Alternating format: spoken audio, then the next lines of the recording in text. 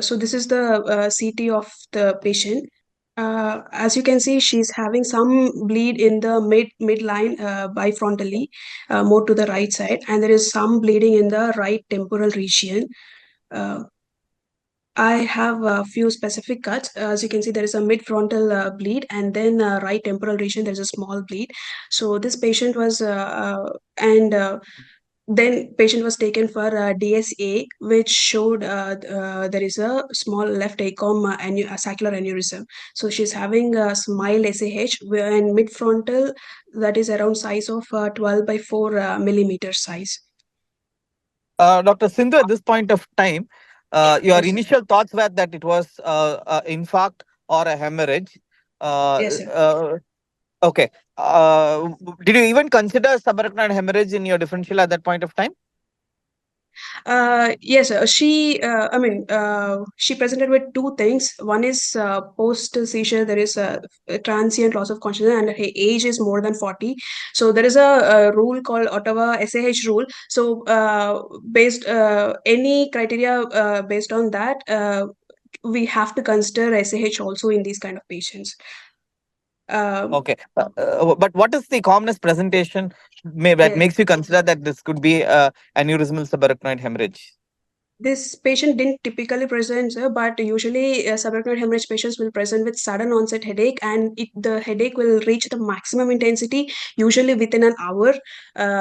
So that's the most common presentation. And for in when they present to the hospital, we can use a rule called Ottawa subarachnoid hemorrhage rule.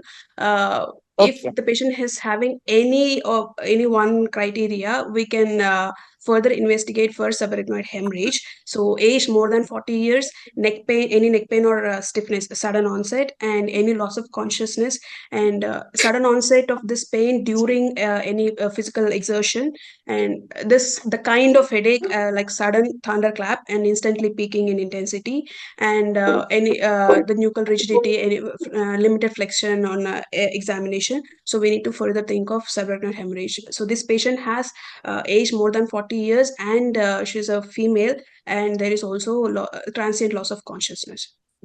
Okay. Now, let me take you on a different tangent. This patient, because you did a CT, you have a subarachnoid hemorrhage evidence there, and therefore you did go with the DSA. Let me put it on the other side.